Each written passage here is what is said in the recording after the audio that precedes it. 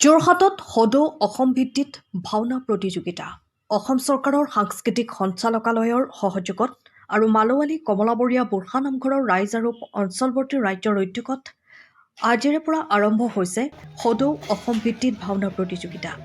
অহা ৭ ডিচেম্বৰলৈকে অনুষ্ঠিত হ'ব এই প্ৰতিযোগিতা।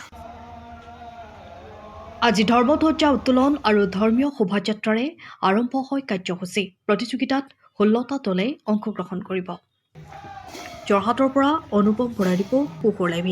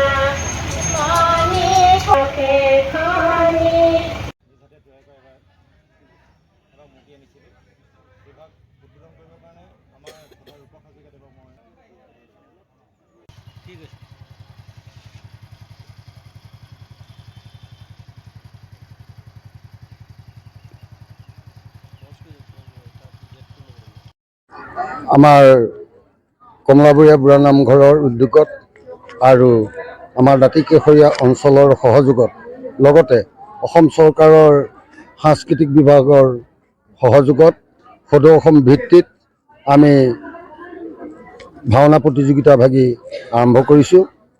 আজি পুৱাৰ ভাগতেই আমাৰ এই সপ্তবৈকুণ্ঠ স্থানত আসন প্ৰতিষ্ঠা হোৱাৰ পাছতেই আমাৰ 10খন গাঁৱৰ 10 ভাগী পতাকাৰ লগতেই আমাৰ মূল পতাকা উত্তোলন কৰা হয়। লগতে আমাৰ এই অনুষ্ঠানত 16 ভাগ ভাওনা অনুষ্ঠিত হ'ব। সেই 16 ভাগ ভাওনাৰো একোখনকৈ পতাকা উত্তোলন কৰা হয়।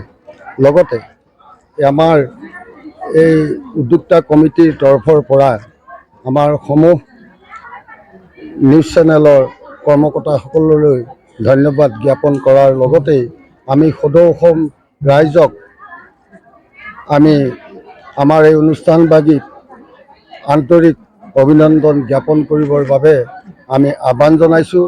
যিহেতুকে আমি গুৰুজনাৰ কৃষ্টি সংস্কৃতি ৰক্ষাৰ হেতু আমি পুৱা ভাগতে এভাগী শোভাযাত্ৰা আমাৰ 10খন গাঁৱৰ ৰাইজ একত্ৰিত হৈ আমি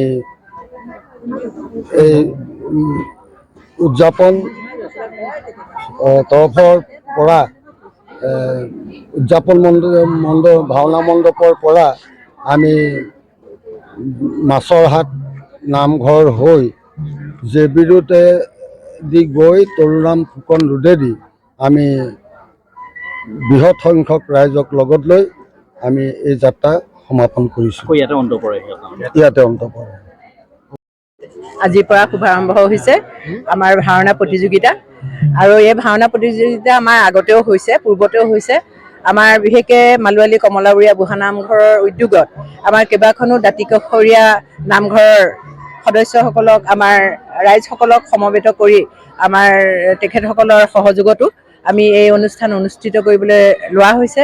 আজি ভাবিছোঁ আমাৰ যি ৰাতিপুৱা পতাকা উত্তোলন নাম প্ৰসংগ হৈ গ'ল, তাৰপিছত পতাকা উত্তোলন, তাৰপিছত আমাৰ যিটো শোভাযাত্ৰা হ'ল, এই সাংস্কৃতিক শোভাযাত্ৰাই আচলতে এটা মাত্ৰা কঢ়িয়াই আনিব বুলি আমি অনুভৱ কৰিছোঁ। কাৰণ আমি মালোৱালী কমলাবৰীয়া বুঢ়া নামঘৰৰ সমূহ ৰাইজৰ লগতে আমাৰ দাঁতিকাষৰীয়া ইয়াত যিমান কেইখন গাঁও আছে তাৰ সমূহ ৰাইজে, সকলো নামঘৰৰ ভক্ত বৈষ্ণৱসকলে আমাৰ লগত সহযোগিতা আগবঢ়াইছে আৰু আমি সেই ধৰণে আজি সাংস্কৃতিক যিটো শোভাযাত্ৰা হ'ল সেইটো আচলতে আমাৰ এটা অনন্য মাত্ৰা কঢ়িয়াই আনিব বুলি আমি ভাবিছোঁ। আৰু আমাৰ এই অঞ্চলৰ যিসকল যুৱক, সেই যুৱকসকলৰ কিন্তু নাম নল'লে আমাৰ ভুল হ'ব। তেওঁলোকৰ উদ্যোগত, তেওঁলোকৰ প্ৰচেষ্টাত আৰু তেওঁলোকৰ যি মনোবল, সেইখিনিৰ কাৰণে এইখিনি কৰাটো আমাৰ সম্ভৱ হৈছে। আমাৰ জ্যেষ্ঠসকলক লগত লৈ তেওঁলোকে তেখেতসকলৰ উপদেশ লৈ তেখেতসকলৰ দিহা পৰামৰ্শ মতে আগুৱাই গৈছে। নিশ্চয়কৈ আজি অনুষ্ঠান ভাল হ'ব মই ভাবিছোঁ। এতিয়া হয় হয়, আমাৰ 16খন ভাওনা আমাৰ 4:30 বজাৰ পৰা দিয়া আছে, কিন্তু আজি প্ৰথম দিন যিহেতু আমাৰ সেইকাৰণে প্ৰথম কাৰ্যসূচী আৰম্ভ কৰোঁতে অকণমান কিছু পলম হৈছে। সেইকাৰণে 4:30 নহয়, হয়তো 5:30 বা 5টা বজাৰ ভিতৰত আমি কৰিম বুলি আমাৰ ৰাইজে চেষ্টা কৰিব। দুখনকৈ হ'ব। প্ৰথম আমাৰ আজি নৃসিংহ মুৰাৰী আৰম্ভ হ'ব, তাৰপিছত ক্ৰমান্বয়ে আমাৰ প্ৰতিদিনে দুখনকৈ হ'ব আৰু 4:30 প্ৰত্যেক দিনে 4:30। ইয়াৰ পিছত আমাৰ 2:30 বজাৰ সময় দিয়া আছিলে। আউনীআটী সত্ৰৰ সত্ৰাধিকাৰ ডক্টৰ পীতাম্বৰ দেৱগোস্বামী প্ৰভু আহিব আৰু তেখেতে আমাৰ যিখন ইয়াত যিখন আলোচনী, আমাৰ আচলতে স্মৃতিগ্ৰন্থ স্মৰণিকা উন্মোচন কৰিব তেখেতে। আৰু কেইবাজনো আমাৰ বিশিষ্ট অতিথিক আমন্ত্ৰণ কৰা হৈছে, তেখেতসকলো আহিব। আমাৰ সম্বৰ্ধনা অনুষ্ঠানো আছে।